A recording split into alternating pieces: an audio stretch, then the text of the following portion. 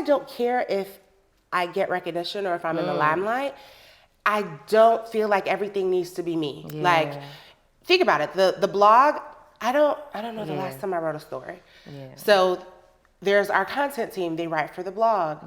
The podcast, once again, it doesn't need to be my voice that everybody hears. I don't feel that way.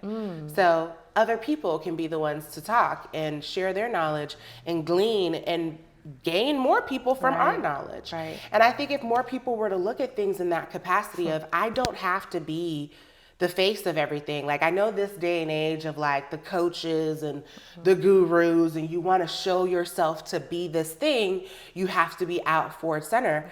But I always say I'm genuinely building a community because the fact that it's not about me. It's about the people in the community who I know that there's people in it that probably know 10 times what I do. Right. So why not give them a stage, give them a platform, give them an opportunity to share. Hey you, welcome to Shades of Content, a show that teaches entrepreneurs how to effectively use content to market their business and stay content while doing it. I'm your host, Patrice, a wife, a mom of 3, and a 15-year public relations and marketing professional who decided to open a brick and mortar content studio 4 years ago. And I honestly haven't looked back since. Join me as I share my experiences and the experiences of other entrepreneurs who, like me, are navigating this maze of owning a business, running a family, and trying to stay sane and healthy while doing it. I'll tell you, it's an amazingly challenging journey, but I honestly wouldn't have it any other way. See you soon. This episode is brought to you by Black Girl Holidays, the content planner and calendar that highlights Black women, Black girl magic 24/7, 365. And you guys, all new for 2022, Black Girl Holidays is not only a calendar like it was before, but it's also a full planner, okay? Get your Black Girl Holidays content calendar or planner today by visiting www.blackgirlholidays.com and make sure you use that Shades of Content coupon code so you can get a percentage off. Again, blackgirlholidays.com, or just tap the link in the show notes, y'all. Hello, welcome back to another episode of Shades of Content, the show that teaches Black millennial entrepreneurs how to use content marketing to effectively market their business, but also how to stay content while doing it. I'm your host, Patrice, as you heard in the intro, and it's another great episode. It's May, a new month. The year is just rolling along, child, and if you ain't keeping up, you're left behind at this point because we're almost halfway through the year. No pressure. Right. It's over. No pressure. Don't be stressed.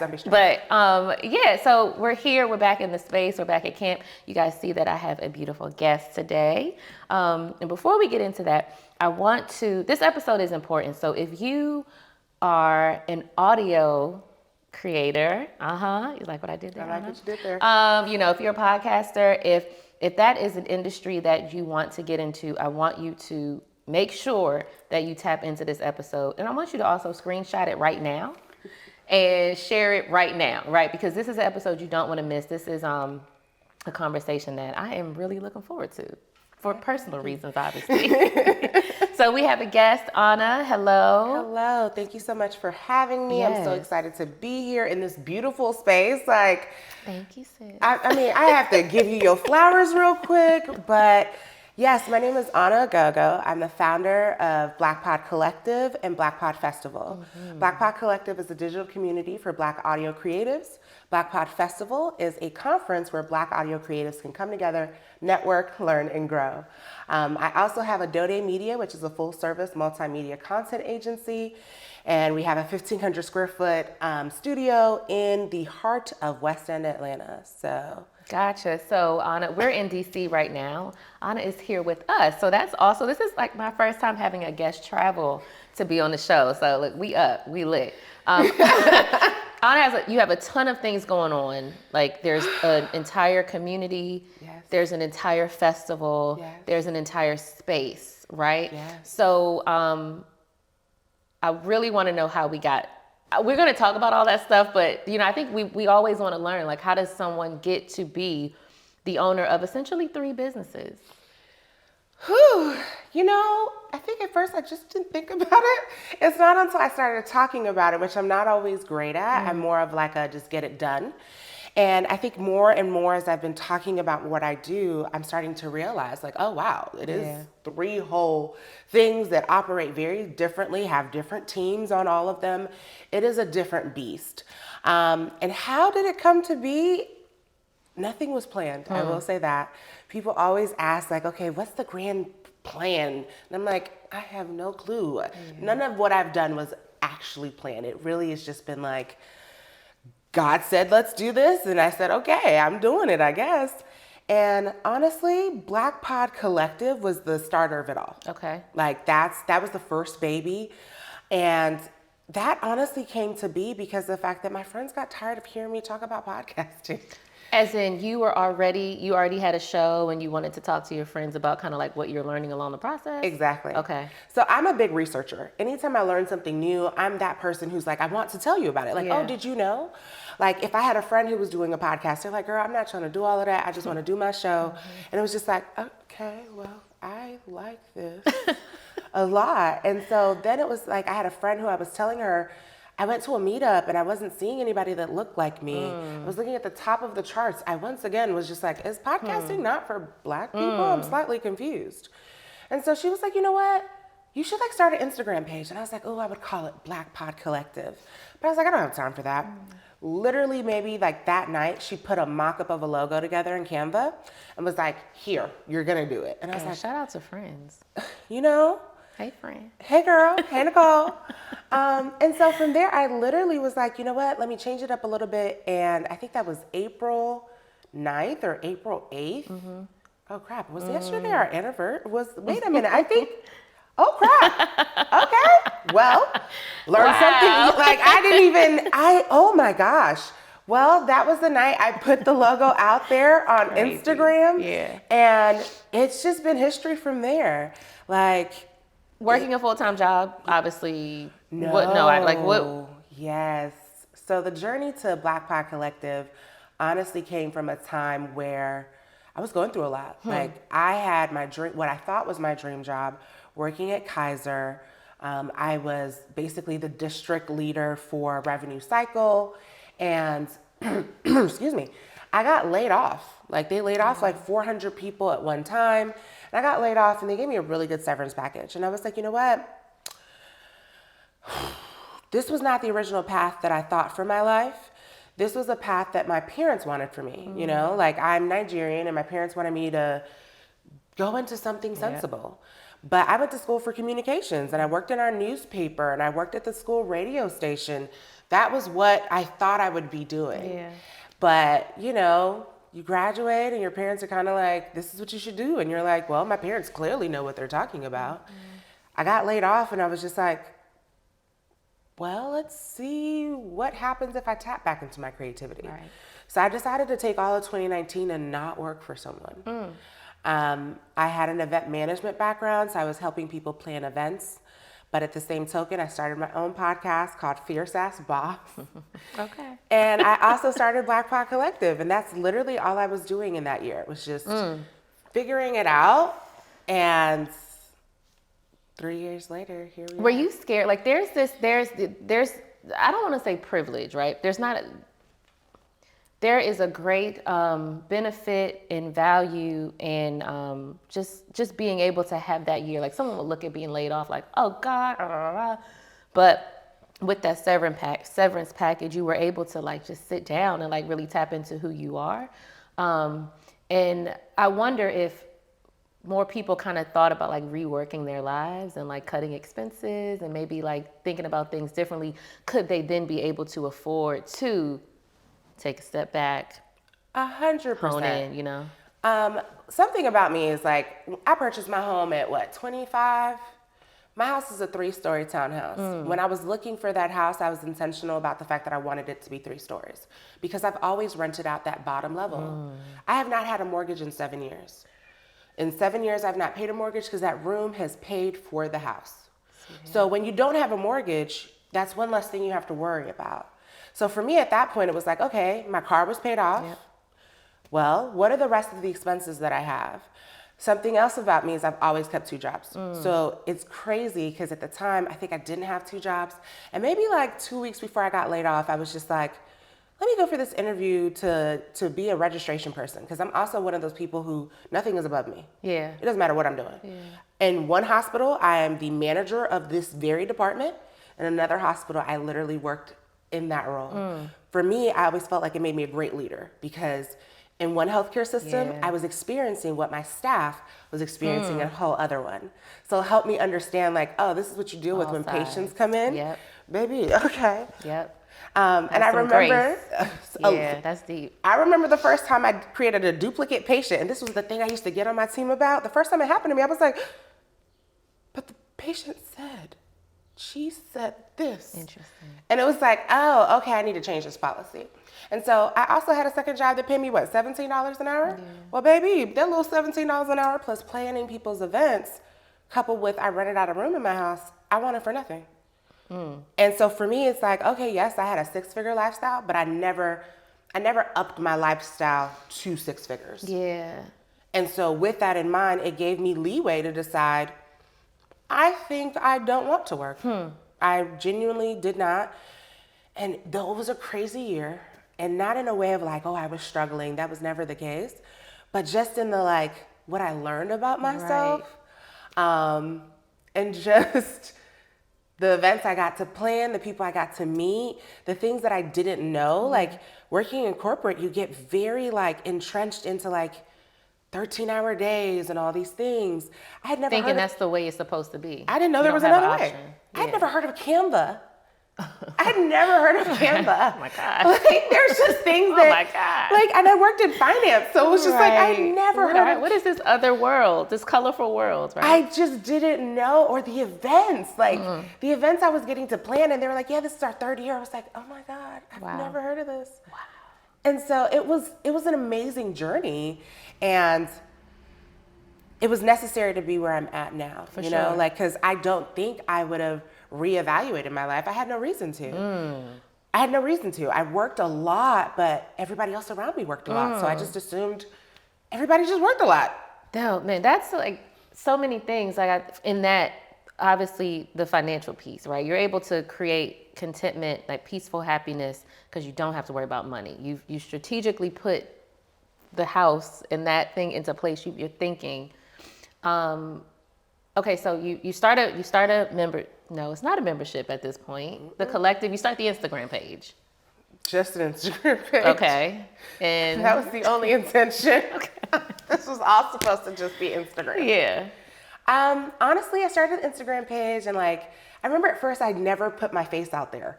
Like, if you go back to our old posts, like, I didn't put my face out there because I felt like, well, I just got into this space, so people aren't going to care to hear from me.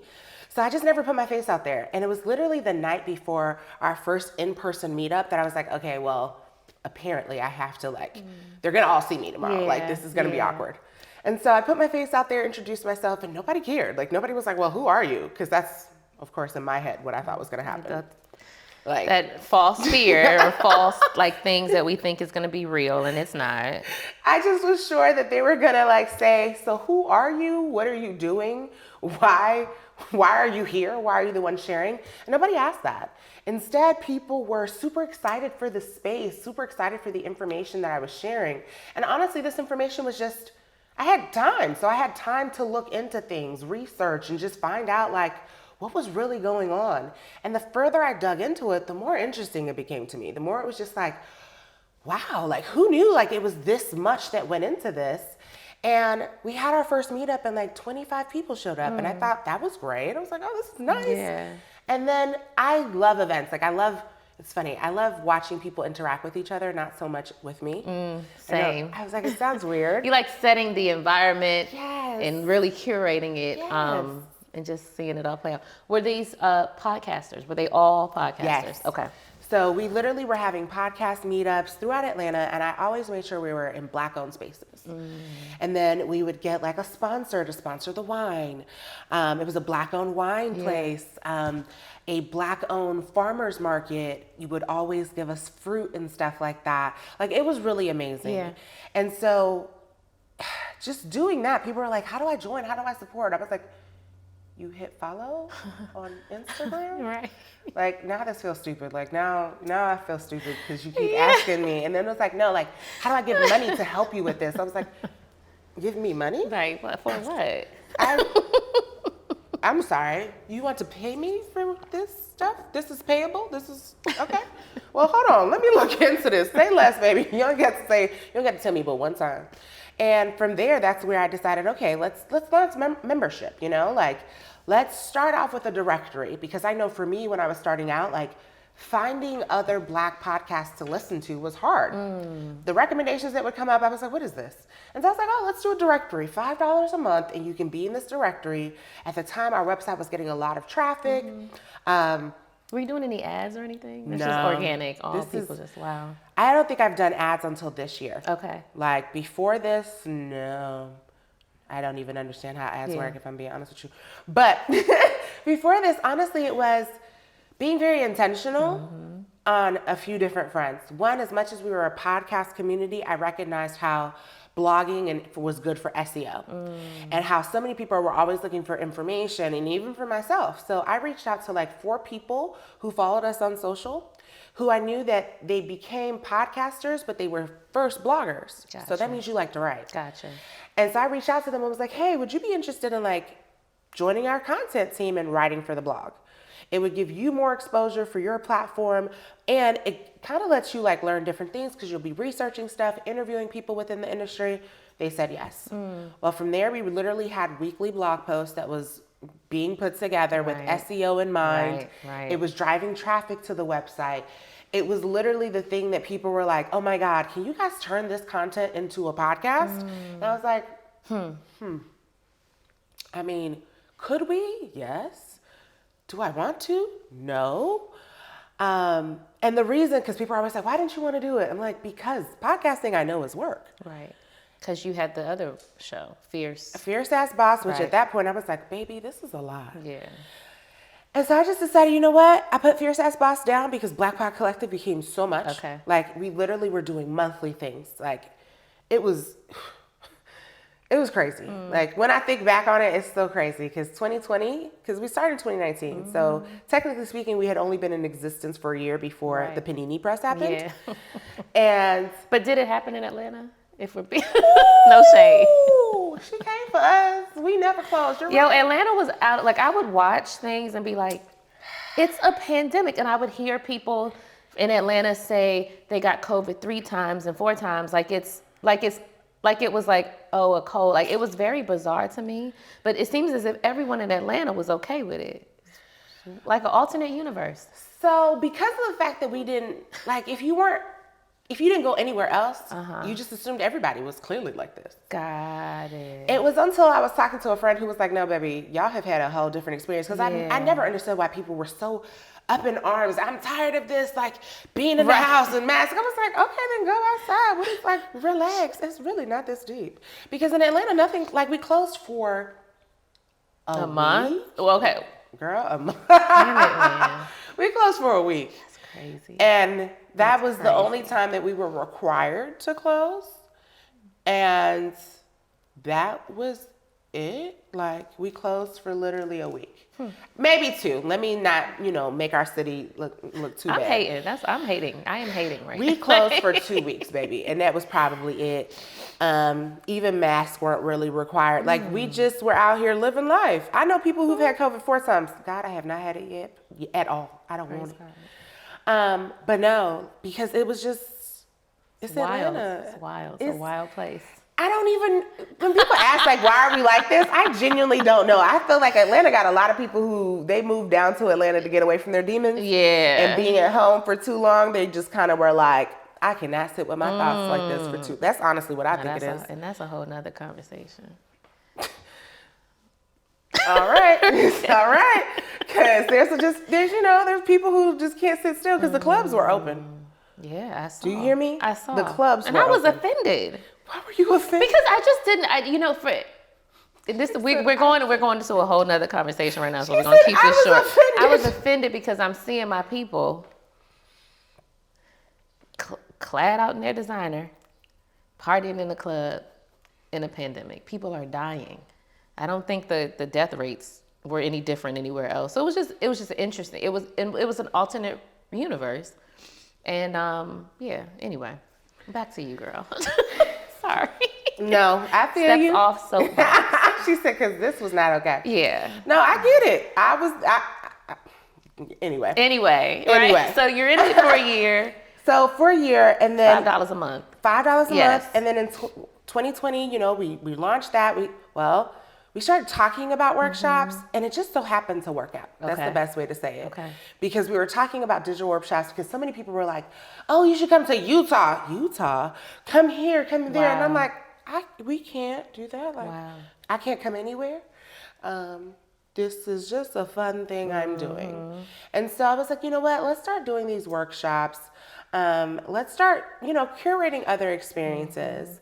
And so the workshops took off. Then it was in April, let's start a podcast, like pretty much that same content, but I wanted to do something different. Gotcha. I didn't want to host it. Okay. And so it was hosted by different people in the community. Wow. And it wasn't like, no, every week it was a different person taking over the show, sharing actionable resources. It's a how-to podcast, no longer than 20 minutes. They would get an outline of like, these are the 4 things. And it started off with like the oh-nos, i.e. like the mistakes people make on that particular thing. Yeah. And then their advice on that. Okay. That show took off.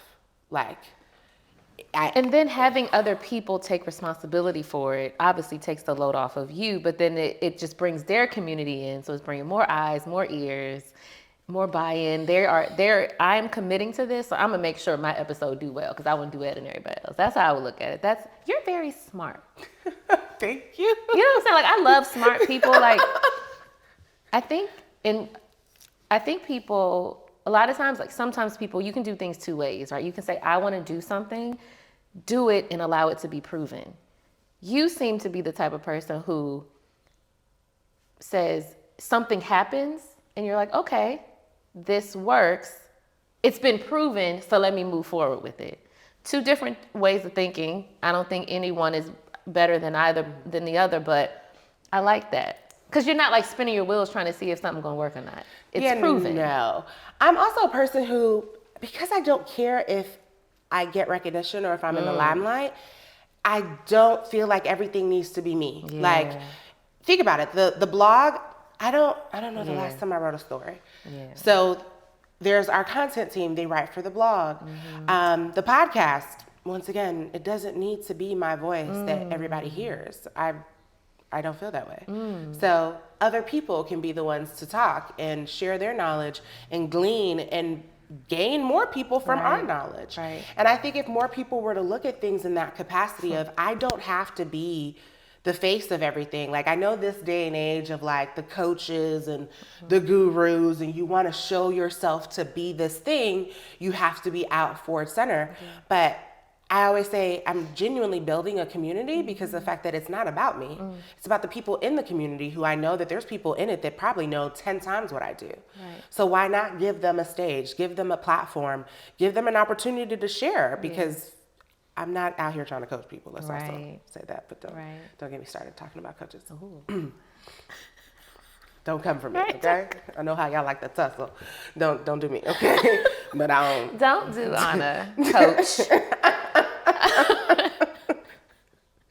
I'm just saying, this day of coaching, I'm like, what happened to the days of mentors? Like, sometimes when I hear people talk about their coaching experience, like people ask me all the time, can you coach me on podcasting? Yeah. No, I can't. Because I can consult you. I can put together a strategy for you. Right. I can walk you through things. I can teach you, but I cannot coach you. Right. You can go to a therapist to work through some of those blocks, because some people, what you're telling me your coach does is literally what a therapist does, and it's covered by your insurance. It's covered by your insurance. So why are you paying somebody $4,000 to walk you through how to properly price your services? Because your value and how you price, baby, it sounds like you need some therapy. Like, if you need to talk through your values and how you feel and those type of things, you probably need to be talking to a therapist about that, not a coach. You need a mentor to talk to get you to that next level. Right. For every level of my career, my endeavors, I've had a mentor, not a coach. Right. And there's a difference. Well, this is deep. Okay. We create membership, and then we create a festival. Baby, that festival is still crazy to me. Hey guys, listen, part of being content is actually loving the environments that you're in. And interior design is one way that you can make sure that you love like where you are. So I want you guys to tap into a company called Holt and Polish Designs. They are a bespoke interior design firm based in the Washington, D.C. metropolitan area that specializes in residential, commercial, as well as virtual interior design projects. They do amazing work, and I really think that you have to kind of like level up your spaces. You know, I love a beautiful space because that really helps you feel better. So if you're looking for interior design work, definitely tap the link in the show notes to learn more about Holt and Polish Designs. Black women owned, beautiful business, again, residential, commercial, as well as virtual interior design services for you. So tap the link in the show notes and let them know that we sent you. But no, like for me, I'm very big on the fact of like, if you say you want something, show it to me. So even with the podcast, people wanted me to launch a podcast for God knows how long. And I said, okay, let's make it simple. If we get 1,000 people to subscribe to the newsletter, we'll start a podcast. Well, we got 2,000 people to subscribe to the newsletter. And I said, dang, I didn't think y'all were really gonna do it, but here we are. And so that's how the podcast got started. And so it's the same thing with everything. The same notion with people coming to us to say, hey, with this podcast conference world, we're really not seeing ourselves there. And they're right. After I went to a few, I noticed like it was a bunch of white men. Yep. And if we look at the history of how podcasting and all of it really got started, it really was a bunch of white men in their mom's basements. I mean, let's be honest. And so with that, weirdos. So with that in mind, it was just like, okay, let's do low-hanging fruit. Let's make this easy. And I partnered with Podfest Expo and was like, you know what? Let's launch Blk Pod Festival. They used to have little microcons there. Right. And so they were doing one and they're like, no, it's going to be virtual, so on and so forth. And I was like, oh, okay, this is easy. It was 4 hours. I said, 4 hours, I can do that. I put together 4 speakers, including myself, so 2 different panels. One was with people connecting the diaspora. So it was somebody who founded Africa Pod Fest and Cairo Pod Fest. And so we were really just talking about podcasting and how it was taking place on the continent. Like, what did that look like? How was it different? Oftentimes everyone wants to, I don't know, I always find it interesting when you're like, oh, my target audience is Black people, but you don't speak to any diversity in Black people. So just say your target audience is African American, because that's really what it is. And so as we just were having those conversations, or people who had a panel about, you know, changing the face of podcasting and what that looked like for them as they worked in the industry. Well, mind you, this was like a full day long thing. Ours was just 4 hours. Ours probably had the largest viewership of like 800 people watching and joining us. And I was like, oh crap, okay, that was great. Let's do this again. The next time, 1,300 people, and that was an 8-hour day. Wow. And we did surveys afterwards, and everybody was like, oh, can we it's time to be in person, it's time to be in person. Well, baby, in person is not cheap, let me be clear. So Were people paying the bigger organization their conference fee and then being a part of yours? Were you getting a cut of that? Like, what did that look like? Yeah. So the way this is why I don't do affiliate things anymore. The way that conference basically worked was there was a free ticket tier. And then if you wanted the video replay, you could like purchase it and stuff like that. I know about 50, 60, maybe 100 people who messaged me and were like, oh my God, because of your session, I purchased. Right. But because you didn't use my link I sent you, from that first one, I made $35. So I remember when he came back to me the following year, I was like, yeah, no, that's not gonna happen. I'm not in the business of making white men money. Let's just be real. I appreciate your partnership. I think you're a great person. However, I made $35 off of something that I know you made significantly more off of me. Yeah. I also know that you were able to get sponsorship off of the fact that you had black people, a Black pod, it was literally called Blk Pod Fest. Yeah. Like you had that. And you had me put that on my flyers and all of those things, and I got not one penny from that, which is fine because, hey, I'm very big on I will eat it the first time, but not twice. So that second time, anyway, You try to come back for us to partner together. You even try to host yours at the same time as mine, but it's okay. I still had 1,300 people join me. And it's one of those things where when I first started, people didn't take me seriously. I don't think they thought I would be able to build what I have. Right. So it was very easy to feel like, oh, I mean, sure. This same person went ahead and trademarked PodFest and then reached out to me about changing my dates in May. And I said, say less. It's now called Blk Pod Festival. Right. I'm not changing my dates. Right. Good luck. It's crazy. And so it's an industry situation of where it's like, where you think everybody wants to collaborate, because that's me as a person. I'm very big on like, how can we work together? But at the same token, once people show you who they are, it's very important to make sure you, one, believe it, two, you cover yourself. Like that's one of the biggest things I've learned here. So we've done it twice. We're in the process of bringing it live and in person. Yes. The community helped us raise about almost $15,000. And like, I'm like I said, hey, if you guys say you want this, we're doing an Indiegogo crowdfunding campaign. Right. We raised them almost 15 and the venue was 20,000. So I was like, okay, I can get sponsorship for the rest. And we got about $30,000 in sponsorship. So I was like, oh, we're doing it together. That's amazing. And it'll be in May, Memorial Day weekend. Yes, May 28th and 29th in Atlanta, Georgia at Loudermilk Conference Center. And I just wanted it to be different because like I've gone to podcast conferences in cities that I really wanted to like explore, but you done wore me out. I'm tired. There's no time to do anything. And so for us, we are bringing the city of Atlanta to you. So it's called the Atlanta Experience.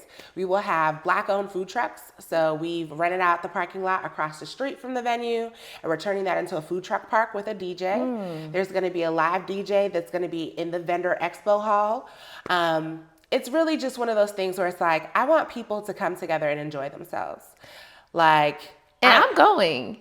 You better be. I am. I can't wait. Like this is so I was going to go. I'm researching. So in this year I have 3 types of conferences I need to go to. One is for my business, one is for podcasting, and I think the other one was like self-care. I already did the business one, and I was looking at another one for the podcasting before I knew that this existed. But girl, I'm about to go to the A. I'm hoping I don't catch COVID. Oh Lord. So yeah, the link to all the tickets are in the show notes. So if you guys want to come and kick it in the A, it's a good time. You're not gonna get COVID, okay? Don't listen to her. Okay, it's fine. So a lot of people on the show, or a lot of people that listen to the show, have businesses or want to start something. I have a content studio. I run into a lot of people who want to start podcasting. Like I hear that sentence often, as you probably do too. And with you being in this industry on many different levels, right? You have a production space, you've produced podcasts, you've hosted a podcast, you have a festival. You see a lot of the do's and the don'ts, right? Obviously. And we were having a conversation. Oh gosh.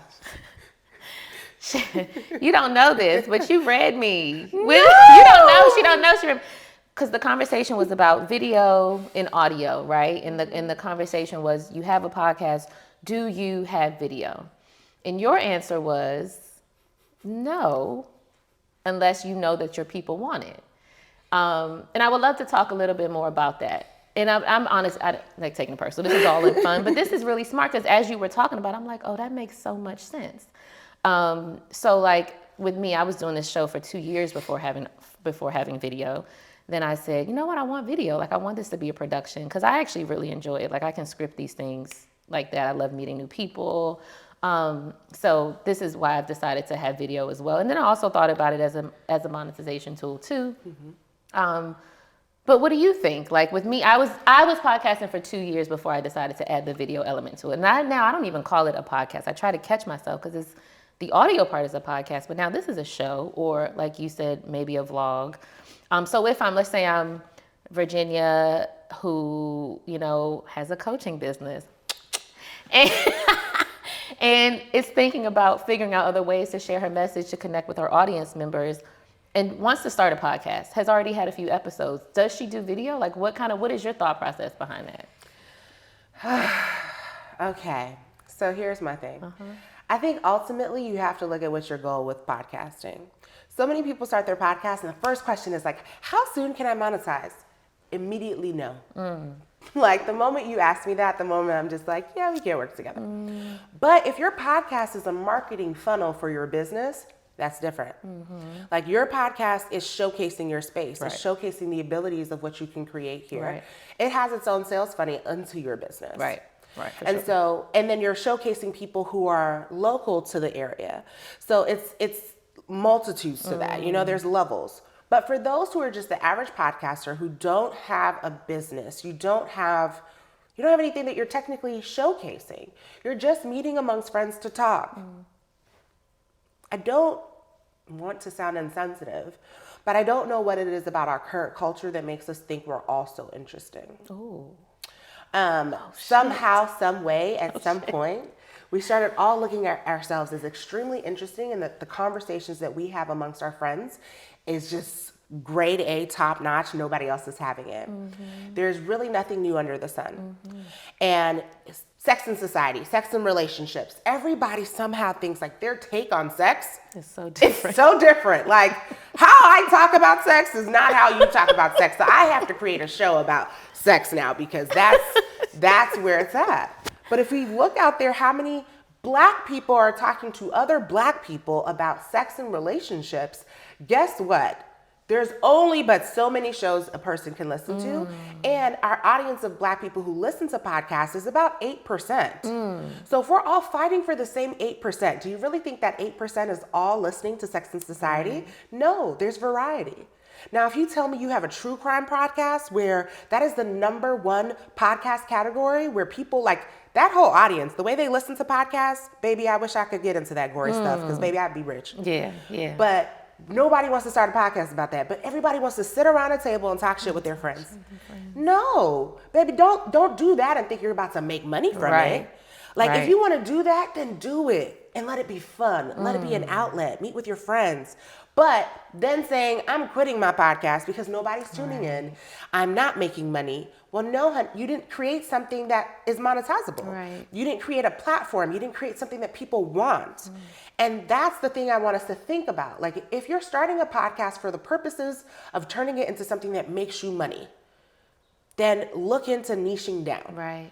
Like I think I shared the example of, I know someone who she had, $300 an episode, but guess what? She has made up to $20,000 with that podcast. Not because of the fact that she has a massive audience, but she has a niche audience. Like our podcast is a how-to podcast about podcasting. Episodes Point blank. Episodes 10 minutes, 15 minutes max, but guess what? It's made me money. Is it the most tantalizing thing? No, but people want to know how to start a podcast.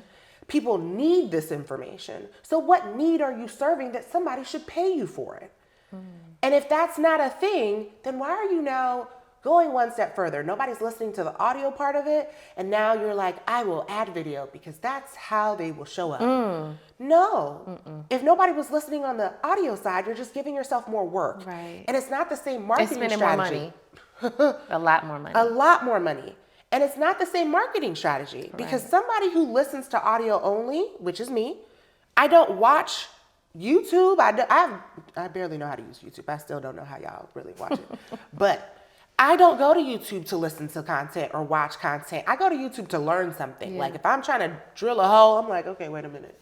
What does YouTube say about this? That's what I use YouTube for. So that audience is drastically different. So you need a different marketing strategy for them than you did for the audio. Well, if you had not already figured that part out, why are you now creating something else that you have to market to a whole nother group of people? And it makes no sense to me. And so the better bet, because I don't want to shit on everybody's parade, because I know folks be like, dang, so what am I supposed to do? I'm not saying that video is just obsolete because it's king these days. However, your better bet is to take the sensational part of the conversation. Take that clip, put it on social media. Don't give away the juice, but the part where it's like, I think the example I shared is like, and then that's how I woke up butt naked in the middle of the street. That part, because people want to know, how did we get here? Take that video clip because, Instagram has said that they're now a video platform. But another thing is, Another don't is stop utilizing social media as your marketing strategy. Baby, I barely even post our podcast on social media. And even after taking a year hiatus, we hit 40,000 downloads. Wow. I took a year off and our podcast was still getting what, 200-300 downloads a month? Wow. I think we're back at 1,000 downloads every week now. And so it's one of those things of knowing where your audience is at. Newsletters, podcast listening platforms. Podcast listening platforms, think about it this way. If I go to a podcast app to listen, that means I'm already there for the premise of listening to a podcast. Right. So the hardest thing about podcasting is that nobody knows you exist. So why not tell them that you exist when they show up to listen to a show? That's a better investment of your time, resources, and some of them do it for free. If you didn't know, Apple, you can apply to be featured. I think everyone thinks like new and noteworthy. Baby, we applied for that. We applied. I filled out the application. They featured us. So there's an application process. Stitcher, application process. Castbox. Like there's ways to be featured that has nothing to do with social media. But somehow we've gotten into this trend of social media is the only way to reach your target audience. And guess what? Data has shown with podcasting, most people are not leaving that social media platform to go listen to your show. So once again, why are you spending all of this time on something that is not giving you a return on your investment? I think people don't know. I think this is a really good, like this is a conversation, you know, like this is like, oh, like people will hear this and a light bulb will go off. That makes a lot of sense. Being a Black woman in a still very white dominated, I mean, like when you hear about the deals that these people are getting, like, bro, it's really, it's crazy. It's not insane because I don't make your money. You've built a community of us, but do you still feel, not still, that's the wrong word. Do you feel like an outsider in this industry? Yes and no. Yes, by my own doing. And it's more based on my personality. Like, I get invited to speak at things all the time. I get invited to things. Yeah. However, I hate that in this community, it's like you get that token Black person and you literally see them on every stage. Yeah. Well, baby, nobody wants to hear from you anymore. Now you're oversaturated. There's nothing exclusive about you. And quite frankly, I have my own stage, so why would I keep going to your stage to share my knowledge for free? You're not offering to pay me. You want me to basically come speak to your audience, which don't look like me, for free, share my knowledge, my information, and nobody who is for me and what I do is there. So it's not benefiting me because it's not like at the end of this, they'll be like, oh, I would love to join the collective. They can't. Yeah. So what's You can't. You I'm sorry. can't. So then what's the benefit of me coming to speak on your stage? And then it's that whole visibility to who? Right. And so it's from my own doing in that I don't want to be everywhere. I want to be where my people are. Yeah. And if my people cannot afford to come to your conference, cannot afford or don't feel comfortable or whatever, then it's just not the space for me. Right. But because of that, I think I will be an outsider because the fact that I'm not conforming into what typically happens when you start getting the notoriety, when you start like getting noticed and like, you've been doing the work, but now when white people start noticing you and they're like, oh my God, you should like join us. And then you're just kind of like, oh my God, no. And it's not from a space of like being pro-Black does not make me anti-white. It just also means that I'm not in the business of making white people more money. That's okay. With 3 businesses, how do you stay? Because you said, I don't know what rest is. I am really trying very hard to make sure that I don't like burn myself out. So what do you do? Like, right now I'm not the right one to ask about that because I'm going to be completely transparent. And I think this is the first time I'm really saying it out loud. I think all of it has become too much for my 2 hands. Blk Pod Collective was the baby that helped me launch everything else. Right. I'll forever be thankful for that. But I no longer know if I have capacity for it anymore. Like, after this Blk Pod Festival, there might not be a Blk Pod Collective. There might not be another Blk Pod Festival.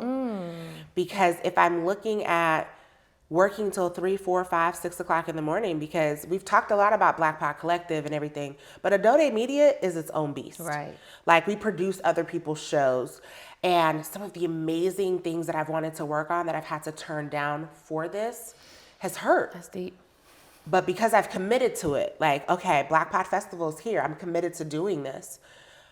But I know that that's what I want to be doing. I want to be bringing amazing stories to life. I want to be working on amazing projects. And my team over there is super dope. A bunch of amazing, like, we have photographers on the team, videographer, audio engineers that are super amazing at what they do. And me as their leader, I need to be consistently focused on how we grow this business so that way everybody eats. You know, there's a beautiful thing about, and I did an episode 68, it's linked in the show notes, and the title is Your Business is Not Your Baby. And when we look at our businesses as it's our baby, it's hard to detach from it. It's hard to recognize when you got to let it go. It's hard to recognize when you need to grow. And so I am also in a space of like, all right, some things got to just be cut back. And maybe that means finding a team to manage it. Who knows? But then you still got to manage them. And so just hearing you say that, you know, it might not exist anymore. That's okay. And you know what? I think for the longest, for me, it's one of those things of like, but I don't want them to feel like, Sure. And then I was like, you know what? I've given a lot. Yeah. I have given a lot. There's a podcast, there's a blog that has so much content, and it's not saying those things will go away. Right. But it's one, I do want to go back to how Blk Pod Collective was originally intended. Like, we do workshops, we do IG lives with members, we do so many things, but I want to go back to what I created this for, which is to have meetups. Yeah. So I know I'm envisioning like, okay, maybe down the line, we stop all the digital stuff because I don't really care for that. I'm more of I want to see your face. Especially in a world where you're hearing people. So there's a lot of value, which is why I think so many people made a point to come to the meetup that you did. Because it's like, I hear these people, I'm connected digitally, but I want to see you, right? I want to see you, Yeah. not touch you. Don't touch me. I'm not a toucher. But I want to see you. And it's still COVID, unless you're in Atlanta. Ooh. I'm done. I'm done. It's like, no. But no. But it's one of those things where it's like, I think I want to create chapters where our biggest audience is, you have monthly meetups there, and that's it. And that's it. You have a podcast, you have the blog, and monthly meetups. That's it. Not these workshops and IG lives and this. And it's just like, you can build things and it can really like grow. Your business is not your baby, right? It's more like a plant. Let it grow, see where it goes. You can move on. Maybe somebody else moves into the backyard and takes it over. Maybe you cut the tree down. Look, if you know want to help, come. Yeah. But I think that's the hard part, you know? Like, everybody says, get a team, get more people. I have 13 people who work for me at Adode Media. Yes, that's a lot. There's 13 of them. Having a team does not negate your You're working harder. Like, it's just another level. It's just another a different level. type of work. Yeah. You're still reviewing work. There's still things you're doing. Yeah. And for me, it's like, you got to pay these people. Payroll was yesterday. I had to hurry up and get home. I was like, oh, wait, did I do payroll before I came? And so it's just those things. Like, there's levels to everything. I enjoy what I do. I enjoy this community I've built. I mean, quite frankly, I wouldn't have all of these other things if I had not started that. Right. But we're doing amazing things at Adode. You know, like, we've just opened up a 1,500 square foot studio. We have a podcast studio, a photography space. We do content days with people. Like, we do such great work, and I love it. I enjoy it. Yeah. And I don't know if I enjoy Blk Pod Collective as much as I used to, because it's, when people start looking at you as the source of information, there's now this higher expectation. There's this like, some of our members who pay like $5 be like, you owe me. And it's like, I owe you what? You're right. Like, what do I owe you? Yeah. Like, somebody has once told me, I mean, you use my $5 to open a studio. The least you can do is give me free time. Oh. You've been a member for 3 months. Man, that's 3 5, 10, 15. You think $15 is what made this studio open? That's deep. And so when you have those things happen consistently, after a while you get tired, because it's just like, I love this community. I've done a lot with you guys, but at the same token, I might need to start looking at what is a better utilization of my time Right. and my gifts. Yeah, because I think those are just some of the things that come with with that type of business, that business model, community, those that pay the least always want the most. So we've linked to the festival in the show notes, but please let people know how they can touch base. It's all linked in the show notes, but I definitely want you to just kind of give the final, Most tap definitely. I don't know how to use Twitter or Facebook. I'm just be honest. I think I did a thread tweet. It's a tweet, I think. It's a thread of the tweets. So if you tweet me, I'm there. Notifications on. So your best bet is to Instagram. Like, that is my only thing I know how to do. I might be showing my age, and I'm okay with that. And so you can reach out to me directly, Ona Oghogho, which is just ONA, my last name, Instagram, Blk Pod Collective, Blk Pod Festival. Black is just spelled BLK.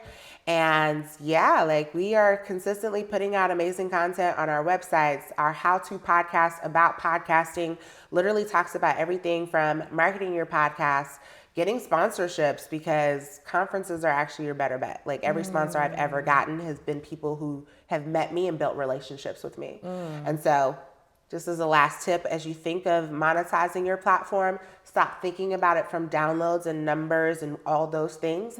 Think about it from relationships that you are building with these companies and these organizations. Who are you following on the Twitter, Is it the Twitter? Is there a I just got back into Twitter and I missed it. That's where the smart people are on Twitter. Yeah, I think there's not a so Right. But Twitter. So who are you following? LinkedIn for me was my favorite thing. All of these apps and stuff like that, get to know the people behind it. Meet them. What conferences are they going to? I think on the last podcast episode, I talked about the fact that if you have a mom platform, a mom podcast, you should be going to a mom conferences. Yeah. Because those brands who are there will also be brands who want to sponsor your show. Yeah. And meeting people in real life, I know we start to think that digital is the best way. No, building relationships, that's how people get sponsors. Yeah. And if we look at our white counterparts, they have more access to people, hence why they have more access to capital. But we too can have that same access if we just are deliberate in where we're spending time and where we're going. So that's my little last soapbox moment that I'll leave you with, but feel free to connect on Instagram. No, I've learned a lot. I like having these conversations with people that have done and can help me do the things I want to do too. So no, this has been great. I'm so happy that we connected. Just on many levels. I cannot wait to see you in Atlanta. I know you're gonna be busy, but maybe we can get a drink. I don't know. Yes. You probably have a lot that we get. I've been thinking back and forth on if people want to come in probably a few days beforehand, we can do something at the studio. Okay, a little mixer. Okay, there we go. Cool. Not everybody. I'm so sorry. Not everybody. Sorry. I'm special. No, you guys definitely link to Ona, connect with her, connect with the Blk Pod Festival. This has been great. Again, as I said before the episode, before we even started talking, this is a gem, this entire episode. So make sure you're sharing it, make sure you're screenshotting it and sharing it on your platforms. If you know somebody who is in the audio creative world, definitely send it to them. And then, of course, subscribe to the show, connect with me on Instagram. Everything's in the show notes. And we will see you next week. Have a good one. Thanks for having me. All right, now, y'all, don't forget to connect with Shades of Content on Instagram @Shades of Content and with me, Patrice Camo, @Patrice Camo. And also be sure to rate this show, leave a review, and subscribe because that's actually the only way that we're going to grow. I'll see you next week.